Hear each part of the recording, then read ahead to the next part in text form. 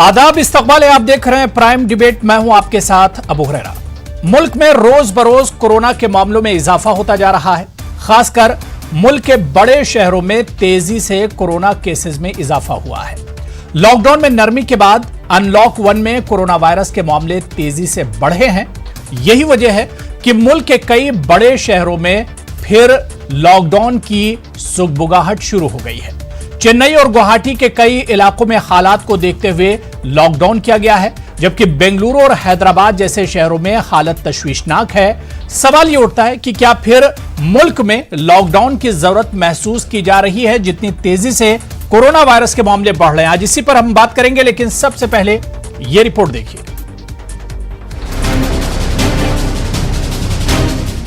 Corona का बढ़ा कहर, बंद हो रहे कई शहर, क्या फिर लॉकडाउन की है जरूरत?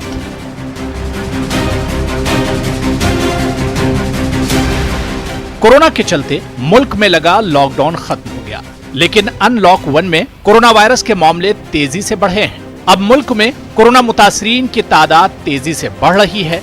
इस बीच मुल्क के कई बड़े शहरों में फिर लॉकडाउन की सुगबुगाहट शुरू हो गई है। चेन्नई में 19 से 30 जून तक लॉकडाउन किया गया है। गुवाहाटी में भी 14 दिनों का लॉकडाउन लगाया गया है। तो इधर अब बेंगलुरु में तेजी से बढ़ रहे कोरोना के मामलों के चलते फिर लॉकडाउन के बारे में गौर किया जा रहा है। तमिलनाडु के शहर चेन्नई में कोरोना की रफ्तार बेकाबू हो रही है। इसको देखते हुए मेट्रोपॉलिटन चेन्नई पुलिस इलाके के 4 अजला में 30 जून तक लॉकडाउन लगा दिया गया। इसी तरह आसाम के शहर गुवाहाटी में 11 नगरपालिका इलाकों में 14 दिनों का लॉकडाउन किया गया है। पिछले कुछ दिनों में गुवाहाटी में कोरोना के मामले बढ़े हैं, जिसे देखते हुए आसाम सरकार ने गुवाहाटी में रैंडम सैंपलिंग शुरू की है। इस बीच कर्नाटक में भी कोरोना के मामले बढ़े हैं, जिसे देखते हुए रियासती वजीर सेहत ने इशारा दिया है कि अगर कोरोना के मामले इसी तरह तेजी से बढ़ते रहे तो फिर लॉकडाउन किया जा सकता है। तो वहीं तेलंगाना में शहर हैदराबाद में पिछले एक हफ्ते में कोरोना की रफ्तार बढ़ी है। हैदराबाद जीएचएमसी हुदूद में रोजाना 500 से ज्यादा केसेस सामने आ रहे हैं। खासकर अनलॉक 1 के बाद मुल्क के बड़े शहरों में कोरोना केसेस की तादाद में तेजी से इजाफा हुआ है। दिल्ली के अलावा मुंबई में पहले से ही हालत खराब है और अब मुल्क के बड़े शहरों में हालात मजीद खराब हो रहे हैं। ऐसे में सवाल ये उठ रहा है कि क्या फिर से मुल्क में सख्त लॉकडाउन की जरूरत है? बाजार, शॉपिंग मॉल्स और मजहबी मकामात को बंद करके क्या असर नौ इस पर काम करने की जरूरत है, ताकि कोरोना के कहर से निपटा जा सके? इस बारे में मरकजी सरकार का रुख अभी भी साफ नहीं है, जबकि कुछ रियासती सरकारों ने इशारा दिया है कि अगर इसी तेजी से कोरोना के मामले बढ़ते रहे तो इन्हें फिर से लॉकडाउन के बारे में गौर करना पड़ेगा। जाहिर है कि जान है तो जहान है। ऐसे नाजुक हालात में तमाम एहतियाती तदाबीर पर गौर करने की जरूरत है। Bureau report, news 18 Urdu. तो सवाल ये उठ रहा है कि क्या फिर मुल्क में लॉकडाउन की जरूरत है? जितनी तेजी से मुल्क में कोरोना के मामले बढ़ते जा रहे हैं और खासतौर से मुल्क के जो बड़े शहर हैं, चाहे हम दिल्ली की बात करें, मुंबई की बात करें, चेन्नई, हैदराबाद, इसी तरह से बेंगलुरु, ये ऐसे शहर हैं जहां पर कोरोना ने अब रफ्तार पकड़ ली है और रोज बरोज कोरोना मुतासरीन की तादाद बढ़ती जा रही है। इसी वजह से अब यह सवाल उठ रहा है कि क्या फिर से मुल्क में या फिर जो बड़े शहर हैं जहां पर कोरोना की तादाद रोज बरोज बढ़ रही है, क्या इन शहरों में फिर से लॉकडाउन की जरूरत महसूस की जा रही है? आज इसी को हम प्राइम डिबेट में समझेंगे। बहुत खास मेहमान मेरे साथ जुड़े हुए हैं। बहुत जल्दी अपने मेहमानों का आपसे तारुफ करा देता हूं। मेरे साथ सभी मेहमान जुड़ गए हैं। सैयद यासिर जिलानी है, स्पोक्सपर्सन बीजेपी के। अजय उपाध्याय जी स्पोक्सपर्सन कांग्रेस के हैं। मोहम्मद खलीलुर रहमान साहब पॉलिटिकल और सोशल एक्टिविस्ट हैं, हैदराबाद से मेरे साथ जुड़े हुए हैं। सैयद शफीउल्लाह साहब तर्जुमान हैं, जेडीएस के, आप बेंगलुरु से मेरे साथ जुड़े हुए हैं। और डॉक्टर निम्मी रस्तोगी जी दिल्ली से मेरे साथ जुड़ी हुई हैं, आप मेंबर हैं डिस्ट्रिक्ट कोविड टास्क फोर्स की। सभी का बहुत इस्तकबाल है न्यूज़ 18 उर्दू में। मैं सबसे पहले डॉक्टर निम्मी रस्तोगी, मैं आपसे ही शुरुआत करना चाहूंगा, क्योंकि दिल्ली की हालत बहुत खराब है, बल्कि मुल्क में दिल्ली इस वक्त कोरोना के मामले में दूसरे नंबर पर है और 70,000 का आंकड़ा दिल्ली में एक तरह से कोरोना मुतासरीन ने पार कर लिया है। निम्मी जी, क्या लगता है कि जिस तरह की अब सिचुएशन है, जिस तरह के हालात हैं, क्या फिर से लॉकडाउन की जरूरत महसूस की जा रही है?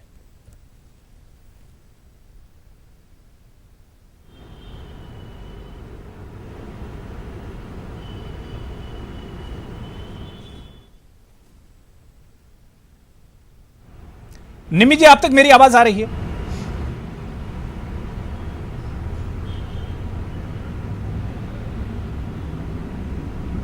निमि रस्तोगी जी, मुझे सुन पा रही हैं आप?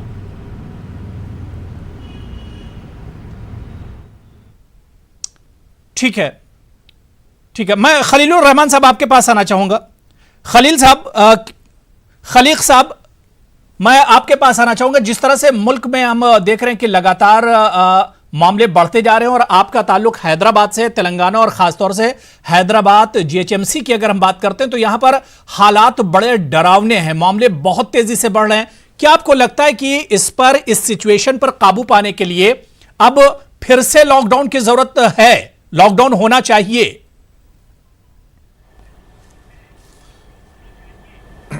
देखिए, जहाँ तक हैदराबाद जीएचएमसी का ताल्लुक़ है, जैसा कि आपने अभी फरमाया, बिल्कुल सही फरमाया आपके, अनलॉक 1 के बाद से जो केसेस में काफ़ी बढ़ोतरी हुई है जीएचएमसी के हुदूद में, और जीएचएमसी के जो हुदूद होते हैं हैदराबाद और उसके अतराफ में जो ग्रेटर बल्दा जो कहलाता है, और यहाँ पे ख़ास तौर पे, हालांकि जैसा कि आपको मालूम होगा कि एक वक्त आ गया था रमज़ान के पहले या दूसरे रोज़े में जो पूरे तेलंगाना में जो 3 केसेस हो गए थे, उसके बाद से फिर वापस अब केसेस हमारे यहाँ जो पॉजिटिव जो हो रहे हैं, कल करीब 870 के करीब 870 के ऊपर हो गए, और जिसमें से समझिए करीब 600 के करीब हैदराबाद यानी जीएचएमसी में है। तो लोगों में बहुत एक तशवीश पाई जा रही है, मगर और एक जो मैं देख रहा हूँ कि लोगों में डर है, तशवीश है, मगर साथ ही साथ लोग जो एहतियाती तदाबीर जो अपनाना चाहिए वो नहीं अपना रहे हैं। क्योंकि यहाँ पे देखने में आया, क्योंकि जहाँ पे हम देख रहे हैं बाज़ारों में लोगों का हुजूम है और लोग बेएहतियाती के साथ सोशल डिस्टेंसिंग को बिल्कुल नज़रअंदाज करते हुए चल रहे हैं। तो इन हालात को देखते हुए और आम एक जो जनता का यहाँ पे जो एक रुझान है वो है, और अगर जैसा बेगम बाजार वगैरह यहाँ पे जो एरिया है, जो तिजारती एरिया माना जाता है, वहाँ पे वहाँ के जो ताजिर है वो लोगों ने अपने तौर पे सेल्फ लॉकडाउन इम्पोज कर लिया है। जो टाइमिंग जो होते हैं उन लोगों ने टाइमिंग घटा लिया है, घटा के शाम में 5 बजे बंद करें, जबकि हमारे यहाँ शाम में 8 बजे तक इजाजत है। तो इस हिसाब से मैं समझता हूँ कि आम जनता का यह तासुर है कि भाई लॉकडाउन होना चाहिए यहाँ पे फिर से, खास तौर पे आम जनता को एक डर, एक खौफ और उसके अंदर एक तशवीश है कि अगर इस तरह के अगर वो एहतियात अपने तौर पर नहीं बरतते हैं तो हालात और ज्यादा खराब होंगे, बद से बदतर हालात होंगे। इस पर खलीकुर रहमान साहब हम आगे भी बात करेंगे और ज्यादा जी, मैं इस पर आगे भी बात करूंगा। सभी मेहमानों को मैं जोड़ लेता हूं। निमि जी, आपको शायद मेरी आवाज अब आ रही है। दिल्ली पर मेरा सवाल यह था कि दिल्ली के हालात बहुत खराब हो गए, 70,000 से पार कर गया है आंकड़ा जो मुतासरीन का है। क्या आपको लगता है कि इस सिचुएशन पर काबू करने के लिए लॉकडाउन होना चाहिए या सख्ती होनी चाहिए?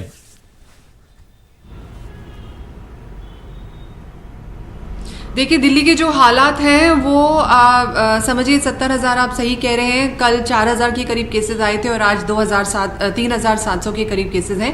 पर ये जिस तरह की पीक हम पेंडेमिक में एक्सपेक्ट करते हैं, ये उसी तरह का लगभग आंकड़ा है। ये इससे ऊपर भी जा सकता है, पर थोड़ी सी जो उम्मीद की किरण वहाँ नज़र आती है कि हमारे पास एक्टिव केसेस इतने ज़्यादा नहीं बढ़ रहे हैं। इनफैक्ट रिकवरी रेट काफ़ी अच्छी है। सो बहुत ज़्यादा लोग रिकवर होकर अपने घर जा रहे हैं और जो घर पे हैं वो रिकवर हो रहे हैं।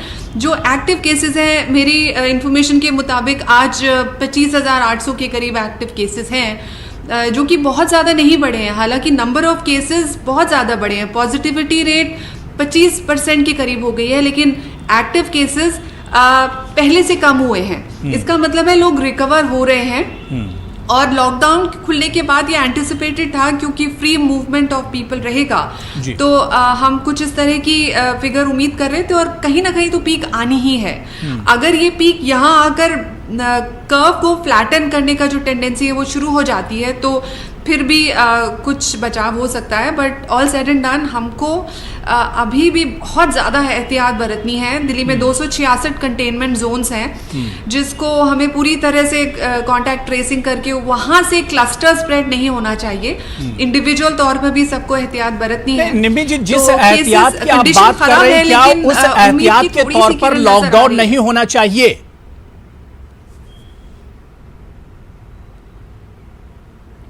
देखिए, लॉकडाउन के अलग अपने डायनामिक्स होते हैं। लॉकडाउन उस सिचुएशन में था जब स्टेट और सरकारें अपनी तैयारी कर रही थी कि ये जो पैंडेमिक है ये 3 से 6 महीने तक जब रहेगी तो हमारी प्रिपेयर्डनेस कैसी हो, लेवल 1, 2, 3, 4 कैसा हो।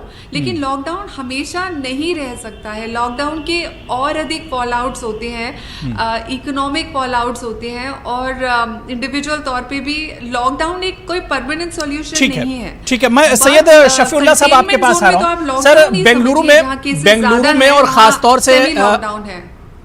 बेंगलुरु की, हम कर्नाटक की अगर बात करें तो, और शहर बेंगलुरु की बात करते हैं तो केसेस बहुत तेजी से शफीउल्लाह साहब बढ़ रहे हैं। जेडीएस ने मांग की थी कि कम से कम पूरे कर्नाटक में नहीं तो बेंगलुरु शहर में लॉकडाउन किया जाए। क्या आपको लगता है कि हालात इतने ज्यादा खराब हो गए हैं, केसेस इतनी तेजी से बढ़ रहे हैं कि अब एक जो हल है इसका वो लॉकडाउन ही है?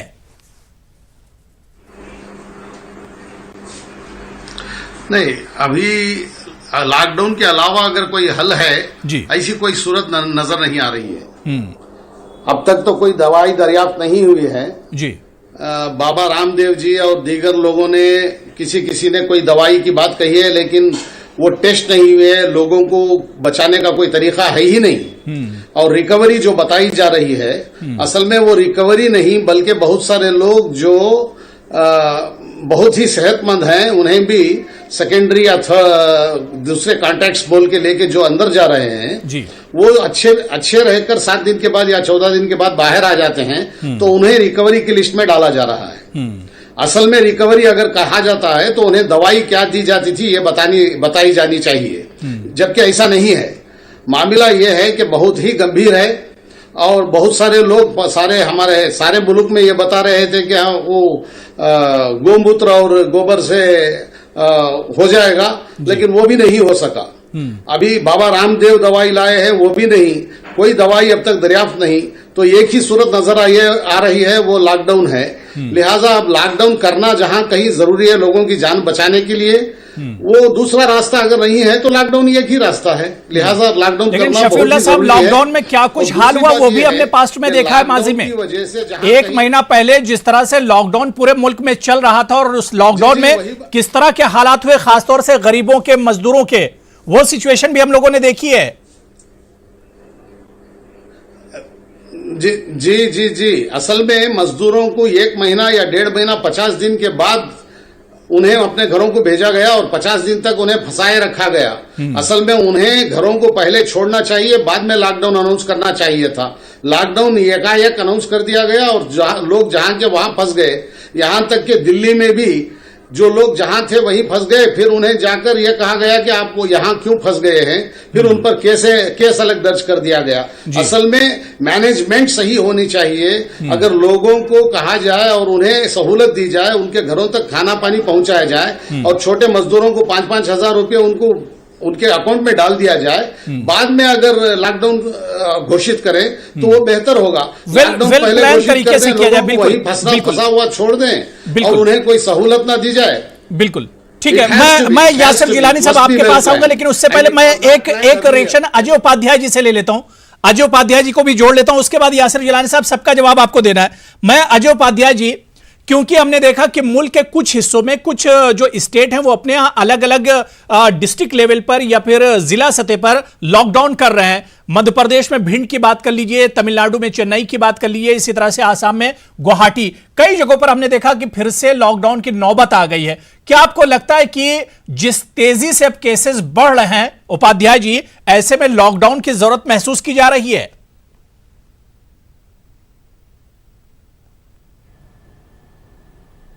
ये बड़ा संकट का दौर है। ऐसा नहीं है कि जिस तरह से सरकारें कह रही हैं, चाहे राज्य सरकार हो या केंद्र सरकार हो, परिस्थितियां बदल गई हैं और जिस संख्या में बढ़ी है, लोग जितने ज्यादा तादाद में अब मर रहे हैं। एक तरह से ये महासंकट है देश के लिए, लेकिन दुर्भाग्य से इसकी सारी रणनीति लोगों ने छोड़ दी है। केंद्र सरकार के साथ भी जो होनी चाहिए थी रणनीति, वो भी अब अपने आप को छोड़ दी है कि जिसको जो करना है करे। मैं पूछता हूं कि पहली जब रणनीतियां बनाए थे, जिस समय लॉकडाउन किया था, वो एक टाइमिंग ही गलत थी, जिस पर बार बार चर्चाएं होती रही है कि उस टाइम में जो जो काम आपको करना चाहिए था 60 दिन में नहीं किया, जिसका नतीजा हुआ कि लॉकडाउन जब सभी देश किए थे उस समय सबका डाउन हुआ, संक्रमण कम हुआ, और हमारा जब लॉकडाउन खत्म किया गया उस समय हमारा संक्रमण बढ़ रहा था। तो ये रणनीतिक फेल्योर थी केंद्र सरकार की। और उसके बाद उस दौरान जो जो तकलीफें हुई, आप बताइए, श्रमिक कितने मर गए,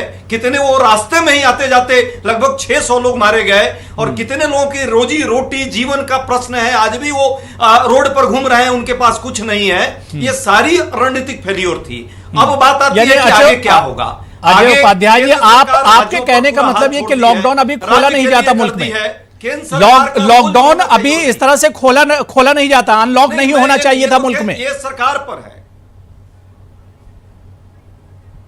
टाइमिंग गलत थी अबू भाई। और अभी भी मैं बोल रहा हूं कि ये सरकार को चिंता करनी चाहिए इस पर। सरकार जिस तरह केंद्रीय सरकार छोड़ दी है, मोदी जी छोड़ दिए हैं कि जिसको अब जो मन करे आत्मनिर्भर हो जाओ, ये आत्मनिर्भरता ठीक नहीं है इस देश के लिए। आने वाले समय में महात्रासदी की तरफ हम लोग बढ़ रहे हैं, और इसमें केंद्र सरकार को ईमानदारी से पुनः प्रयास करने की जरूरत है। ठीक है, मैं यासिर जिलानी साहब को भी जोड़ लेता हूं डिबेट में। यासिर जिलानी साहब, राज्य को कह दिया गया है कि अपने हालात पर आपको जो लड़ना है जी। अजय जी, मैं दोबारा से आता हूं, यासिर जिलानी साहब को जोड़ लेता हूं। यासिर जिलानी साहब, फिर से कुछ स्टेट में हम देख रहे हैं कि लॉकडाउन जैसी सूरत हाल बनती जा रही है, बल्कि कई शहरों में, क्योंकि मैं खुद हैदराबाद में हूं, यहां पर हम देख रहे हैं कि लगातार जीएचएमसी में केसेस बहुत तेजी से बढ़ रहे हैं। बेंगलुरु की बात करें, कोलकाता की बात करें, इसके अलावा मुंबई और दिल्ली तो है ही है पहले से, केसेस बहुत तेजी से बढ़ रहे हैं। और ऐसा महसूस किया जा रहा है कि फिर से इस पर सख्ती हो, ताकि ये जो केसेस बढ़ रहे हैं इसमें कमी आए।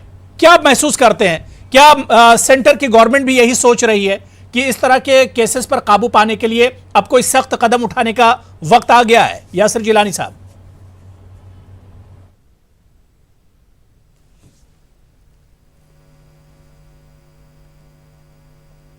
बताऊंगा क्योंकि मैं दिल्ली से हूं और दिल्ली की चिंता है। दिल्ली में जिस तरीके से केसेस बढ़ रहे हैं, मेरी आवाज आ रही है ना? जी जी बिल्कुल, कंटिन्यू कीजिए। देखिए, दिल्ली की हालात आप यकीन माने कि 25 मार्च से मुझे लगता है कि 100 गुना ज्यादा बद से बदतर हो चुकी है। इस वक्त जो 25 मार्च का सिचुएशन था और अभी का, जिस वक्त लॉकडाउन होने के बाद, सख्ती होने के बाद हमें लग रहा था कि चीजें बदलेंगी, लेकिन नहीं बदली। इस वक्त हम जो संक्रमण का हमारा रेट है दिल्ली का, वो 7,390 है। जो एक्टिव केस की बात आ रही है वो 26,588 है। ये भी मानना पड़ेगा कि ठीक होने की जो का रेट है वो 41,337 मरीज अब तक ठीक हुए हैं, और कल का जो रेशियो था 3,788। लेकिन मुझे इसमें 2-3 सवाल करना है। मैं अभी कांग्रेस का जवाब इसलिए नहीं देना चाहूंगा, कांग्रेस इससे कोई राजनीति कर रही है, कुछ कहने के लिए नहीं था। मेरे मित्र थोड़ा रिसर्च के साथ आते तो इस पैंडेमिक, इस महामारी पे इस तरह की राजनीति नहीं करते। वो चाहते तो ये अपने फॉलोअर्स को मैसेज दे सकते थे कि 25 तारीख में और अनलॉक होने के बाद क्या हमारी जो सिर्फ कोशिश है वो कहाँ चली गई है। आज हम मार्केट में, बाजार में, मॉल में, तमाम जगहों पे ऐसे घूम रहे हैं जैसे कि हमारे देश में कुछ है ही नहीं। लोगों से आप पूछिए तो उनसे बात करिए तो वो कहते हैं कि नहीं, हमारे इलाके में तो क्योंकि बिल्कुल ग्रीन जोन दे दिया है, हमारे यहाँ कोई है नहीं, इसलिए हम मास्क नहीं लगाएंगे। जबकि दिल्ली की बात बताऊं अबू हुरैरा साहब, यकीन मानिए 10,000 रुपए का चालान और फाइन की बात भी कही गई है। ये एक अच्छा कदम है, लेकिन हमारी जिम्मेदारी एज ए नागरिक होने के नाते, as a citizen of Delhi और इंडिया होने के नाते क्या बनती है? क्या हम बिल्कुल फ्री हो जाएं? क्या हम सिर्फ सरकार जितनी कोशिश कर रही है और आगे भी करेगी, अगर यासिर जिलानी साहब, सवाल तो इसी बात पर उठ रहा है कि जब अवाम नहीं मान रहे हैं, लोग अभी भी कोरोना को मानने के लिए तैयार नहीं है, इस खतरे से डरने के लिए तैयार नहीं, मास्क लगाने के लिए तैयार नहीं, घरों में बैठने को तैयार नहीं, तो अब सरकार को एहतियाती तौर पर क्या फिर से लॉकडाउन लाना चाहिए? सवाल तो यही है यासिर जिलानी साहब। हमें नजर रखनी चाहिए। हमारी अर्थव्यवस्था बेहद इसमें कहने में कोई मुझे गुरेज नहीं है कि जब से लॉकडाउन हुआ है तब से तमाम जो बिजनेसमैन हैं, जो नौकरी पेशा लोग हैं, जो काम पे जाते थे, वो कहीं ना कहीं इफेक्टेड है इस वक्त। उसके मद्देनजर हम इस तरह के बहुत सख्ती के साथ लॉकडाउन लेके आ जाएं, ये मुझे अभी ना तो समझ में आ रही है, ना मैं सुझाव देने की कोशिश करूंगा। लेकिन हमारा क्या कर्तव्य है, हमारा क्या फर्ज है? क्या हम अपने आप को सेल्फ इम्पोज्ड लॉकडाउन में नहीं जा सकते? क्या हमारा कर्तव्य नहीं है, हम एज ए नागरिक, एज ए सिटीजन अपने आप को, हम क्यों मजाक में किसी भी चीज को ले रहे हैं? आप दिल्ली के मार्केट में चले जाएं, इलाकों में चले जाएं, आप जवानों से बात करें तो उनको लगता है कि नहीं, अब तो जो होगा देखा जाएगा, कोई फर्क नहीं पड़ता है। लेकिन यकीन मानिए कि अभी जो पीक फेज है वो मुझे लगता है। ठीक है यासिर जिलानी, मैं अजय उपाध्याय जी का जवाब भी आपसे लूंगा, लेकिन शफीउल्लाह साहब कुछ कहना चाह रहे हैं बीच में, उनका रिएक्शन ले लेता हूं। जी शफीउल्लाह साहब। देखिए अबू हुरैरा साहब, बहुत सारे लोग अर्थव्यवस्था की बात करते हैं, इकोनॉमी की बात करते हैं। ये सही है कि हमारी इकोनॉमी हमारे देश की बहुत बिगड़ी हुई है, लेकिन सब लोगों को ये मालूम होना चाहिए कि कोरोना आने से पहले ही अर्थव्यवस्था हमारी नोज डाइव कर चुकी थी, 8.5% से सिर्फ 4.5% पे आ चुकी थी। अब इसको कोरोना के सर बांधना ये सही नहीं है। पहले ही हमारी अर्थव्यवस्था बिगड़ी हुई थी, अब कोरोना की वजह से और ज्यादा बिगड़ गई। सबसे पहली बात यह है कि नमस्ते ट्रंप का प्रोग्राम को, नमस्ते ट्रंप के जरिए वहां के 1 लाख लोगों को यहां बुलाकर प्रोग्राम नहीं करना चाहिए था और कोरोना इंपोर्ट नहीं करना चाहिए था। एक तो कोरोना इंपोर्ट किया गया, वो प्लानिंग सही नहीं था। फौरन इस तरह ऐलान किया गया जहां के मजदूर, सारे जितने मजदूर हैं माइग्रेटेड वर्कर्स, तकरीबन 15 लाख से ज्यादा, वो वहां एक स्टेट में भी 15-15 लाख मजदूर टिक गए, उनके घरों को नहीं पहुंच सके और ना ही घरों में उनके वो अपना कुछ राशन पहुंचा सके और ना अपनी जगह कहीं टिक सके। और जब कभी घरों को जाना चाहते थे उनको लाठियां बरसाई गई। इसकी वजह से टोटल मिसमैनेजमेंट हुआ। अब कम से कम ऐसा होना चाहिए कि जो जरूरी है, इकोनॉमिस्ट एक्सपर्ट्स को बात करनी चाहिए और हेल्थ एक्सपर्ट्स को बात करके जो जरूरी है वो लॉकडाउन करना चाहिए। और लॉकडाउन से पहले मजदूरों को, हर मजदूर को, हर किस्म के मजदूर को, यहाँ तक के टेलर्स शफीउल्लाह साहब, यासिर जिलानी जवाब दे रहे हैं। और मामूली से जो ठेले वाले हैं उनको 5-5 हजार 10-10 हजार रुपये एक माहाना देना चाहिए। ठीक है शफीउल्लाह साहब, यासिर जिलानी जवाब दे रहे हैं। जी यासिर। मुझे लगता है कि जब इस तरह के संजीदा इश्यू पे हम बात करते हैं तो राजनीति को थोड़ा अलग कर देना चाहिए। लेकिन ये जो लोग जेडीएस और इस तरह के पार्टियों से आते हैं, हमारे कांग्रेस के मित्र, ये हमेशा राजनीति करते हैं। ये अभी इनको ट्रंप नमस्ते तो याद आ गया, लेकिन हिम्मत नहीं है इनकी कि ये बात करें और नाम ले मौलाना साहब का, जिन्होंने पूरे हिंदुस्तान में एक तरीके से महामारी को फैला दिया। उस वक्त इनका मुंह सिल जाता, मजबूरी में इस तरह की बात करनी पड़ती है, क्योंकि ये लोग सिलेक्टिव एमनेशिया के शिकार हो जाते हैं। विक्टिम यासिर जिलानी साहब, सबके सर पे उल्लू मत बिठाइए। वो 1,500 लोग थे, जबकि लाखों लोग सब जगह जमा हो रहे हैं। और नमस्ते ट्रंप। ठीक है, नहीं देखिए आप इसमें पॉलिटिक्स मत कीजिए।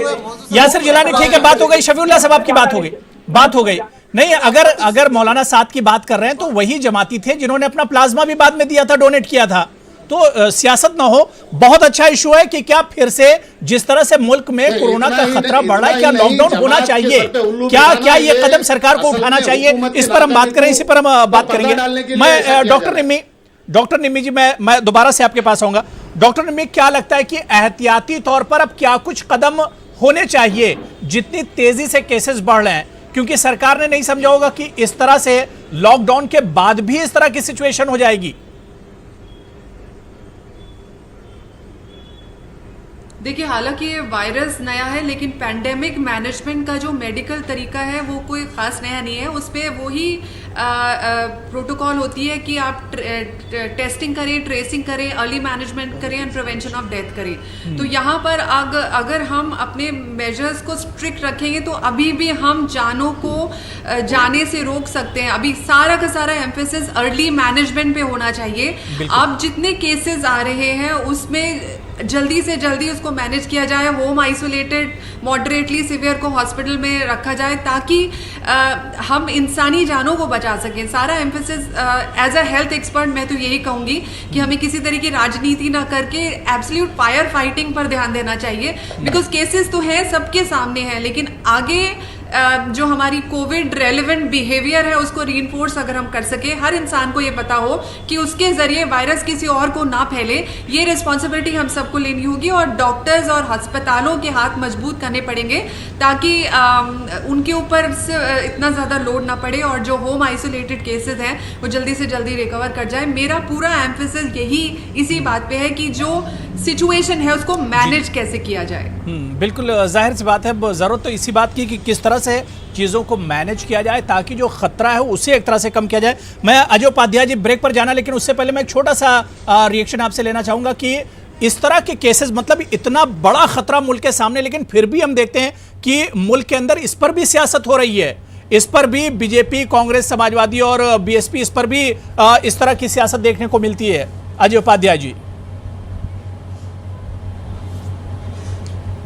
देखिए सियासत कौन कर रहा है? अभी हमारे मित्र ने, भाजपा के मित्र ने कहा कि जनता जो है वो संतुलित नहीं, अनुशासित नहीं है। ये बताइए, जनता, आपने कहा दिया जलाओ दिया जलाई, बाती जलाओ बाती जलाई, ताली बजाओ थाली बजाओ, सब में जनता साथ दी। यहां तक कि पीएम केयर्स में कहा हजारों करोड़ रुपए लोगों ने डाले, लेकिन सरकार ने क्या की? सरकार जब जरूरत पड़ी, आज सबसे ज्यादा जरूरत है, तो सरकार छोड़ दी और टोपी पहना रही है, कभी विपक्ष पर प्रश्न कर देती है, कभी राज्य सरकारों पर कर देती है। जबकि सरकार को चाहिए था कि सही संतुलित नीति अपना करके, अहंकार छोड़ के, जो अहंकार में सरकार जी रही है, जनता के हित में इस महामारी को राजनीति से परे रख करके काम करना चाहिए था। 2,74,275 स्थानीय पंचायतें हैं, उनको क्या सरकार लेने का प्रयास कर रही है? इसको जन आंदोलन बनाने की जरूरत थी। क्या किसी एनजीओ से संपर्क की सरकार? क्या विपक्षी पार्टियों से इस मुद्दे पर बात की कि कैसे हम एक समन्वित नीति अपनाएं और पूरे देश में इस संक्रमण से बचाने का प्रयास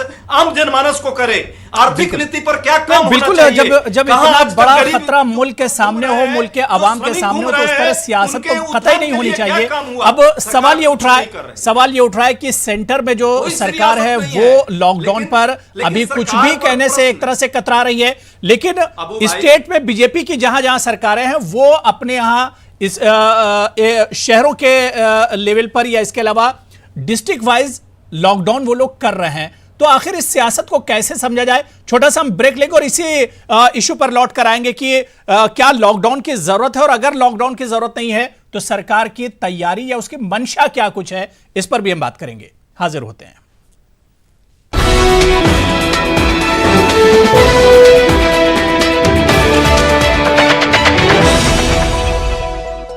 इस न्यूज हेडलाइंस के प्रायोजक सच्ची सहेली, महिलाओं के लिए सबसे भरोसेमंद औषधि एवं टॉनिक।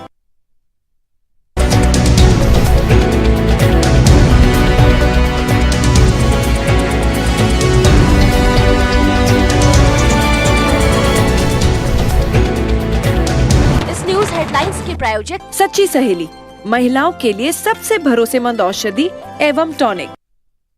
ये विशाल है ना, इसका सब प्रॉपर चलता है। कल इसके बैंक खाते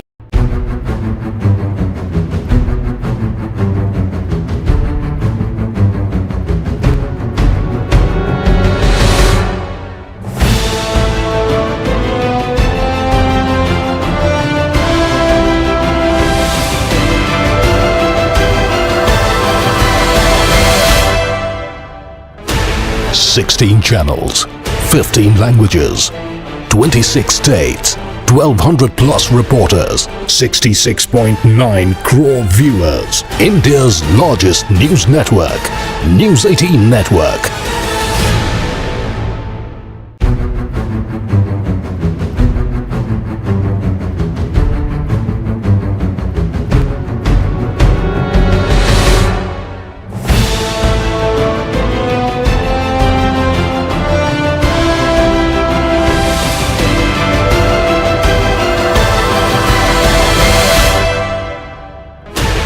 $16 channels, 15 languages, 26 states, 1,200 plus reporters, 66.9 crore viewers. India's largest news network, News 18 Network.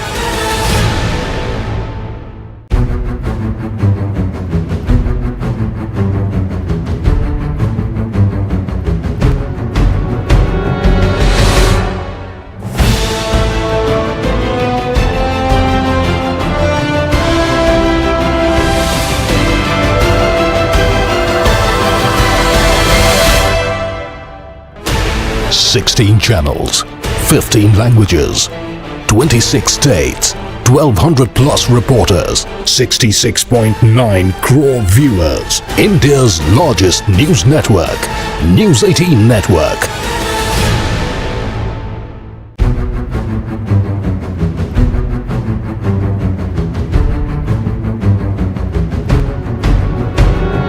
सेमंद औषधि एवं टॉनिक।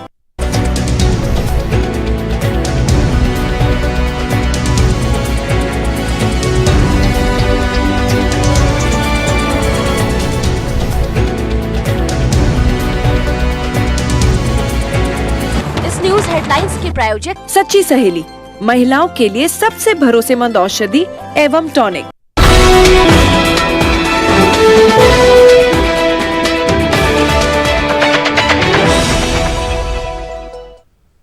तो प्राइम डिबेट में आज हम बात कर रहे हैं कि क्या जिस तरह से मुल्क में कोरोना के केसेस बढ़ते जा रहे हैं, क्या मुल्क में फिर से लॉकडाउन की जरूरत है, सख्ती की जरूरत है ताकि इस खतरे से निपटा जा सके। कई खास मेहमान मेरे साथ डिबेट में जुड़े हुए हैं। ब्रेक के बाद मैं खलीकुर रहमान साहब आपके पास ही आना चाहूंगा।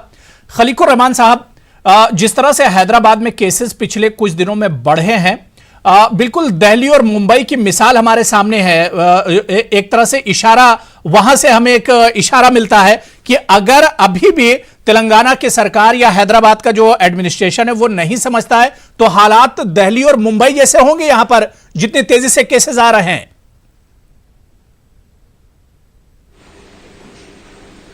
देखिए, एक साइड जैसा आपने कहा है कि भाई केसेस यहाँ पे बढ़ रहे हैं हमारे यहाँ, मगर फिर भी अगर आज आप देखेंगे दिल्ली और बॉम्बे के अगर हिसाब से अगर आप देखेंगे, हमारे यहाँ आज तेलंगाना में 5,100 के करीब पॉजिटिव केसेस है समझिए, और ज़्यादा अगर डेथ्स कोविड-19 डेथ्स अगर देखेंगे तो 220 डेथ हुए हैं। तो आज भी अगर आप फिगर के हिसाब से अगर आप देखेंगे तो उतना तशवीशनाक फिगर नहीं है, उतना खतरे की घंटी नहीं है। मगर जिस तरीके से, जैसा कि आपने कहा है कि भाई जिस तरीके से गुज़िश्ता एक हफ्ते से हम केसेस में जिस तरीके से बढ़ते जा रहे हैं, अगर हम ट्रेंड देखें तो जैसा कि तेलंगाना की गवर्नमेंट पूरी तरीके से यहाँ पे, जैसा अभी एक teams Telangana institute of management sciences जो गच्चीबौली यहाँ पे एरिया है, जो बहुत बड़ा स्टेडियम हुआ करता था, उसको कंप्लीट डेडिकेटेड कोविड-19 फैसिलिटी में तेलंगाना गवर्नमेंट ने कन्वर्ट कर दिया है, और 2-3 दिन में वो पूरी कंप्लीट ऑपरेशनल हो जाएंगी, जिसमें करीब नियरली 1150 से ज्यादा बेड है। ठीक है, लेकिन और 1000 से ज्यादा समझो उसमें ऑक्सीजन बेड है, बाकी वेंटिलेटर। तो मेरा अपना ये मानना है कि लॉकडाउन नहीं, एक मुझे जी कंप्लीट कर लीजिए, फिर मैं अपना सवाल करता हूं जी। कि लॉकडाउन मैं समझता हूं कि हमने जी हाँ, लॉकडाउन की जो 3 महीने हमने लॉकडाउन देखा है, लॉकडाउन में एक अलग किस्म की दुश्वारियां हमने देखी है। तो मैं नहीं समझता कि अब आवाम को यह समझने की जरूरत है कि अपने तौर पे एहतियात बरते, और जो सरकार जो अपना काम कर रही है वो सरकारें अपना काम करती रहेंगी। बिल्कुल खलीकुर रहमान साहब, मेरा सवाल यह है कि पूरे तेलंगाना को आप छोड़ दीजिए, तेलंगाना के कई डिस्ट्रिक्ट हैं जहां पर 2-2, 4-4 केसेस आ रहे हैं, लेकिन हैदराबाद सिटी की आप बात कीजिए या जीएचएमसी की बात कीजिए, रंगारेड्डी शहर की बात कीजिए, यहां पर तो कम से कम सरकार को सख्त कदम उठाने पड़ेंगे। जीएचएमसी में जितने ज्यादा केसेस आ रहे हैं, पूरे स्टेट के केसेस एक तरफ और सिर्फ हैदराबाद जीएचएमसी के केसेस एक तरफ, क्या यहां पर सख्त कदम उठाने की जरूरत नहीं है?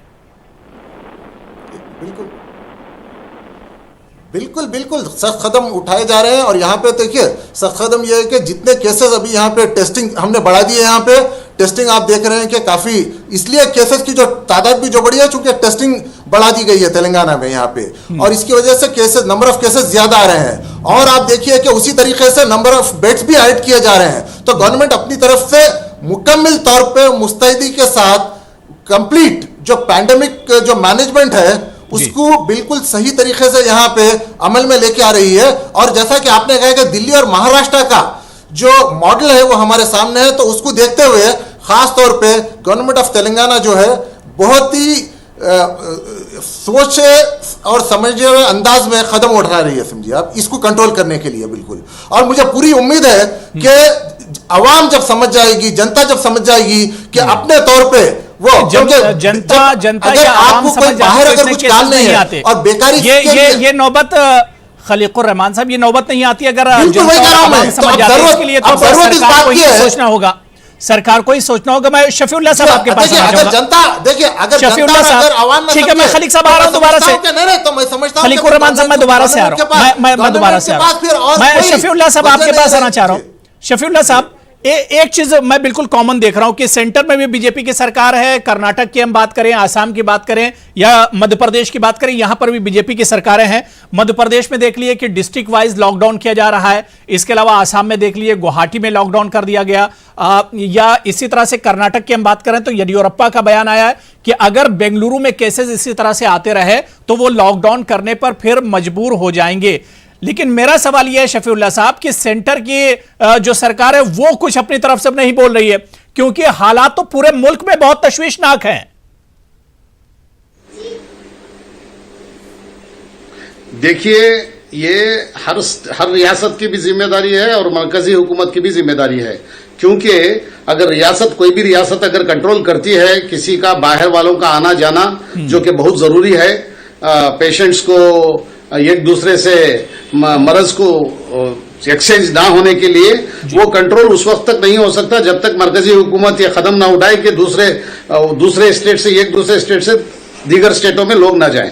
ये दोनों सरकारों को काम करना चाहिए। असल में सरकारों को चाहिए कि सारा ध्यान कंट्रोल करने पे लगाएं और पूरा काम उस पर लगाएं, और उससे ज्यादा सबसे पहले मजदूरों को और दिहाड़ी के मजदूरों को और छोटे व्यापारियों को कुछ मदद करें, वरना ये बहुत बड़ा प्रॉब्लम है।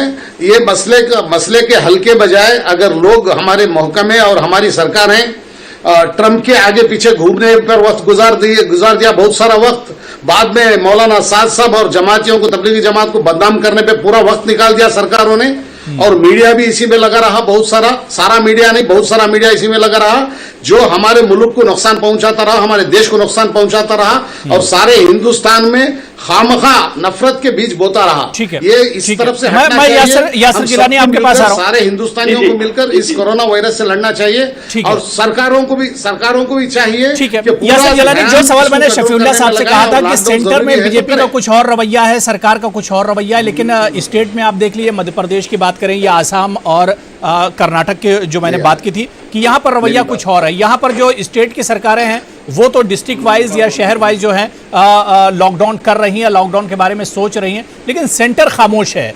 इस सियासत को कैसे समझें?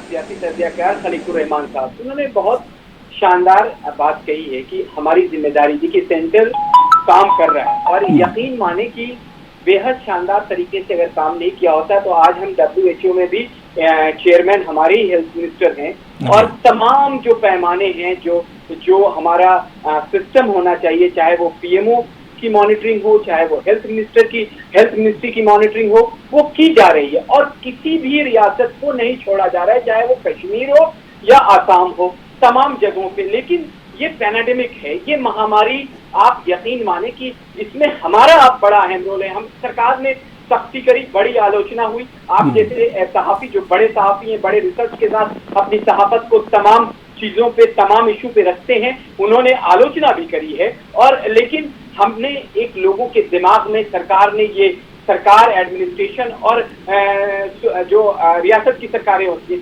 उन्होंने बताया कि इससे क्या आपके नुकसान हो सकते हैं और आप कितना सतर्क रहेंगे, सजग रहेंगे तो आपको फायदे रहेंगे। इस वक्त हम अगर सियासत करेंगे तो मुझे लगता है इंसाफ नहीं कर पाएंगे कि सेंट्रल मरकजी हुकूमत क्या कर रही है।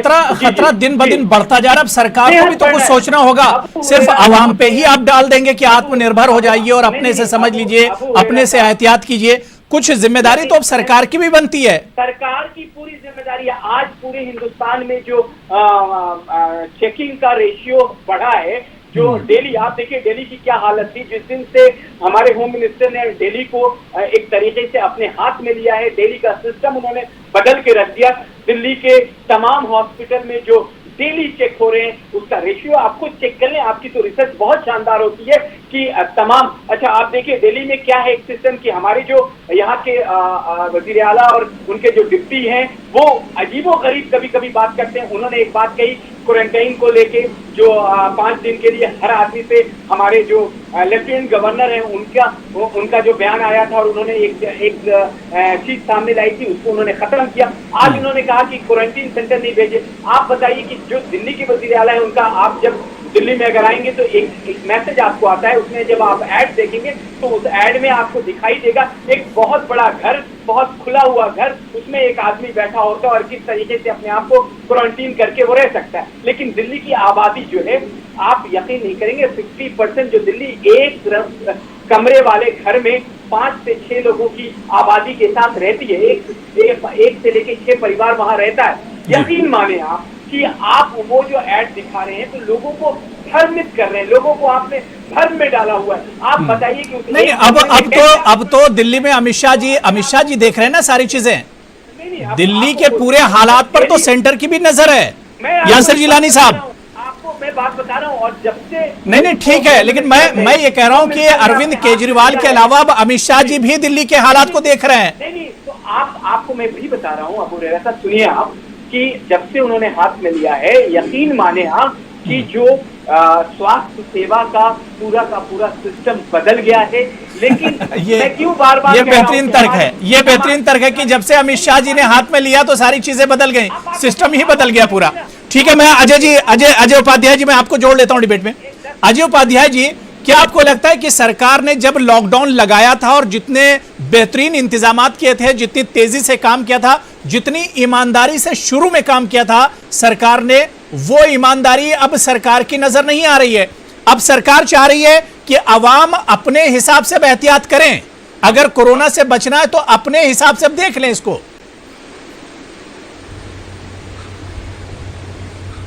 माफ कीजिएगा, सरकार ने जब ये लॉकडाउन शुरू किया था उस समय भी सरकार के पास कोई रणनीति नहीं थी और सरकार जो करना चाहिए वो नहीं की थी।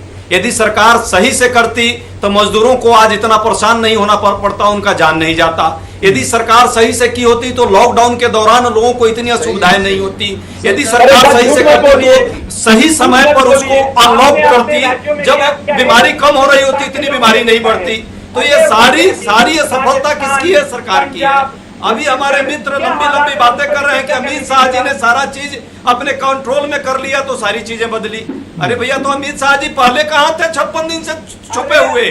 56 इंच का सीना 56 दिन से क्यों छुपा हुआ था? पहले पंजाब पे कर लीजिए, छत्तीसगढ़ पे कर लीजिए, आप ही की सरकार रही है, आपकी सरकार है अभी, आपके मुख्यमंत्री हैं अभी, उस पे आप बिल्कुल खामोश हो जाएंगे। वहाँ क्या हालात है, वहाँ स्वास्थ्य सेवा की कितनी बदतरीन हालात है, आपने उस पर कभी चर्चा करने की कोशिश करी है? आपने उस पर आप चर्चा नहीं करेंगे। लेकिन आपको केंद्र में, क्योंकि मोदी जी की सरकार है, उस पर आप जरूर सवाल उठाएंगे। ये राजनीति कब तक चलेगी अजय उपाध्याय जी?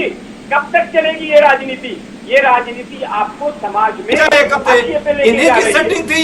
ये तो यही माना जाएगा कि साध को अब नहीं पकड़ पाए आज तक दिल्ली में रहते हुए।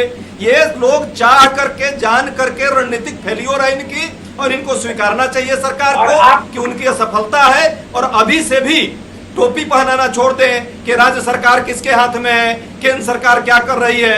अरविंद केजरीवाल जी केंद्र सरकार पर डाल देते हैं और केंद्र सरकार राज्य सरकार पर डाल दे रही है, और आम आदमी परेशान है। अबू भाई, ये बताइए, इस देश में आम जनता क्यों सरकार चुनती है? आज सरकार को क्यों लाया जाता है, चाहे वो केंद्र सरकार हो या राज्य सरकार हो? इसीलिए ना कि उसके जब बुरे दिन आए, कोई तकलीफ हो, ठीक है, तो मदद करे सरकार। ठीक है अजय उपाध्याय जी, बात हो गई। यासिर जिलानी, मैंने आपको भी टाइम दे दिया, बात हो गई। मैं डॉक्टर निम्मी आपके पास आ रहा हूं। डॉक्टर निम्मी, क्योंकि मुल्क के सामने खतरा बहुत बड़ा है, लेकिन इस तरह का जब भी खतरा आता है हम देखते हैं कि पूरा फोकस खतरे पर ना होकर सियासत पर हो जाता है, पॉलिटिक्स पर हो जाता है। अब जिस तरह की सियासत हो रही, खासतौर से कहीं दूर जाने की जरूरत नहीं, आप दिल्ली की अगर हम मिसाल ले लें तो जिस तरह से यासिर जिलानी ने कहा कि अभी तक दिल्ली में काम अच्छा नहीं चल रहा था, अमित शाह जी ने अब संभाला है दिल्ली को, तो अब दिल्ली में हालात बेहतर हो रहे हैं, सिस्टम बेहतर हो रहा है। तो फोकस जहां पर होना चाहिए वहां पर न होकर सियासत पर हो जाता है, और शायद इसी वजह से हम डट कर मुकाबला नहीं कर पाते हैं किसी भी खतरे से। डॉक्टर निम्मी।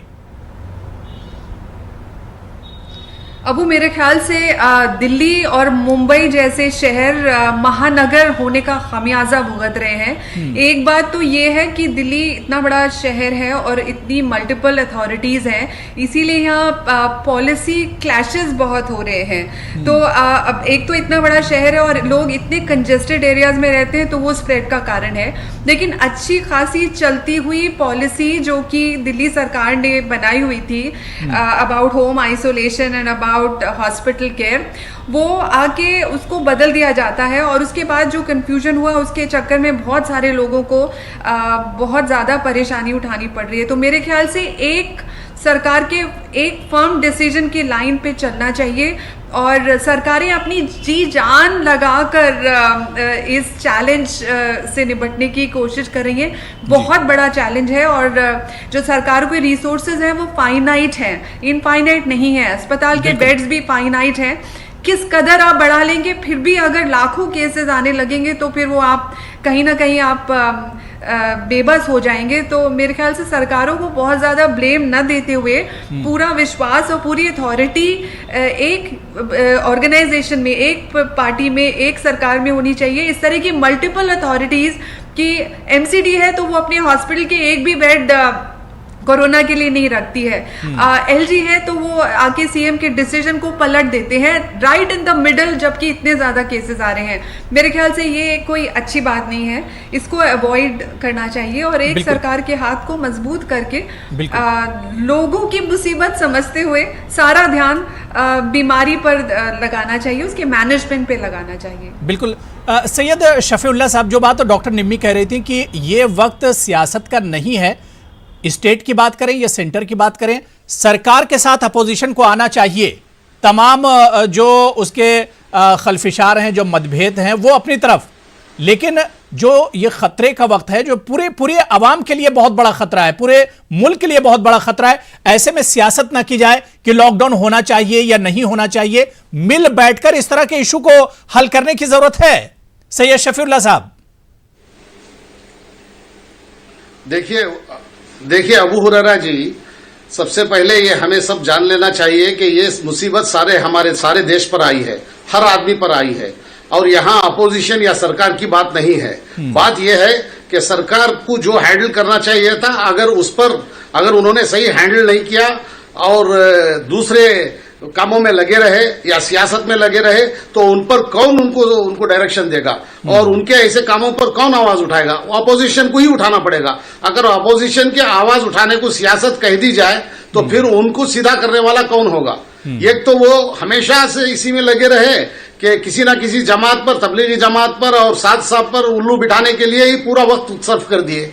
तकरीबन 1 महीना उसी में लगा दिया, और सबसे पहले ट्रंप को यहां वेलकम करके उनके लोगों को बुलाकर कोरोना को यहां इंपोर्ट कर लिया। इस पर उंगली उठाना चाहिए अपोजिशन को, तभी जाकर सरकार काम करेगी। और सरकार अब जो काम कर रही है उसमें हमारा पूरा सहकार रहेगा, और सारा अपोजिशन सरकार के साथ रहेगा कोरोना को दूर करने के लिए और देश को इस कोरोना की वबा से बचाने के लिए, ये महामारी से बचाने के लिए। ये अलग बात है, लेकिन अगर हमारी आवाज उठाने को सियासत कह दी जाए तो फिर आवाज उठाने वाला नहीं रहेगा और फिर नुकसान पहुंचता ही रहेगा देश को। यासिर जिलानी साहब, अपोजिशन हमेशा साथ देने के लिए तैयार रहता है, लेकिन अपोजिशन का बड़ा इल्जाम यह है कि एक तरफ मुल्क में इस तरह के हालात हैं और दूसरी तरफ बीजेपी की नजर बिहार के चुनाव पर है, वेस्ट बंगाल पर नजर है, वर्चुअल रैलियां हो रही हैं, तो इस पर सवाल भी उठाता है अपोजिशन लगातार। The opposition is supposed to guide the government. Yasir Jilani साहब, देखिए बाबा साहब भीमराव अम्बेडकर ने जो संविधान हमें दिया, उसकी खूबसूरती है कि ताकत दिया अपोजिशन को, ताकत दिया भारत के हर इंसान को सवाल उठाए, लेकिन सवाल जानकारी के साथ तर्कसंगत उठाए तो ज्यादा बेहतर होगा। अब ये मौलाना साहब पे इनको मालूम ही नहीं कि मौलाना साहब के खिलाफ केस करने के लिए दिल्ली सरकार ने कहा था, दिल्ली सरकार का मामला था। ठीक है, अब यासिर अब कहां चले जा रहे हैं? बहुत पुराना मामला हो गया है। मेरा जो सवाल है, जो बात शफीउल्लाह साहब कह रहे थे या जो अजय उपाध्याय जी जो बात कह रहे थे कि मरकजी सरकार की ऐसे वक्त में जिम्मेदारी क्या बनती है, मरकजी सरकार की जिम्मेदारी क्या है इस वक्त? देखिए मरकजी हुकूमत की जो जिम्मेदारी है, मैं और बता दूं आपको, मरकजी हुकूमत पे हमारी बहन मरकजी सरकार की जिम्मेदारी यह है कि सबको साथ में लेकर कोरोना से फाइट करे और अकलमंदी से काम करे। ऐसे वक्त में सियासत ना करे, शफीउल्लाह साहब सुन लीजिए, पर उल्लू बिठाने का ख्याल ना करे। ठीक है, मैंने वही सवाल किया, सुन लीजिए शफीउल्लाह साहब, सुन लीजिए, यासिर जिलानी जवाब दे रहे हैं जी, काम करे। जी जी। अब मैं अपनी बहन की भी बात का जवाब दे दूं, जो हमारी दिल्ली से जुड़ी हुई हैं, हेल्थ से जुड़े हुए काम करती है, बहुत अच्छा। इन्होंने कहा कि मल्टीपल अथॉरिटीज में मामला फंस जाता है, हमें सिर्फ पैंडेमिक में महामारी और जनमानस को लेकर बात करनी चाहिए। लेकिन जब तक उन्होंने सवाल उठाए हमारे एलजी पे, होम मिनिस्टर पे, आपको ये भी बताना चाहिए था कि एलएनजेपी हॉस्पिटल की जो तस्वीरें हमारे सहाफी लोगों ने, जो हमारे पत्रकार बंधु हैं, उन्होंने दिखाई, भारतीय जनता पार्टी ने नहीं दिखाई कि क्या बद से बदतर हालत थी, लाश पे लाश रखी हुई थी। ठीक है यासिर जिलानी, इन्हीं तमाम सिचुएशन को देखते हुए क्या मैं आपका सिर्फ हाँ या ना में सिर्फ जवाब चाह रहा हूं कि क्या लॉकडाउन की जरूरत है उन स्टेट में, उन डिस्ट्रिक्ट्स में जहां पर हालात ज्यादा खराब हैं, जिन शहरों में हालात बद से बदतर हो रहे हैं, क्या लॉकडाउन लगना चाहिए? इंसानियत के नजरिए से अगर आप मुझसे ये बात पूछते हैं और मेरी अबू हुरैरा साहब, हुकूमत से सवाल करना चाहिए कि हुकूमत ने कंट्रोल करने के लिए क्या क्या इकदाम उठाए हैं। आपको अरे सुन लो यार आप। ठीक है जी जी जी, जवाब दे रहे हैं यासिर जिलानी जी। मेरी जो जाती राय है, मैं उसमें बता रहा हूँ कि जितनी हालात बद से बदतर दिल्ली और दूसरे कॉस्मोपॉलिटन शहर के भारत में हो रहे हैं, और छोटे शहरों से भी जो हमें सुनने को डेली घंटे दर घंटे मिल रही है कि हालात बद से बदतर हो रहे हैं, उसमें मुझे लगता है कि अगर लॉकडाउन जैसी एक स्थिति हम खुद बनाएं, हम खुद कर्फ्यू अपने आप को तैयार करें उसके लिए, तो सरकार को क्या लगता है यासिर जिलानी, सरकार को क्या लगता है, सरकार को क्या कदम उठाना चाहिए? जब हालात अबू हुरैरा साहब बेहद खराब होंगे तो सरकार सख्ती से कोई ना कोई डिसीजन जनमानस के लिए, इंसानियत के नजरिए से। यासिर जिलानी, इससे ज्यादा हालात क्या खराब होंगे? जहां पर 150 केसेस आते थे, अब 15,000 केसेस एक दिन में आ रहे हैं 24 घंटे में, इससे ज्यादा हालात क्या खराब होंगे?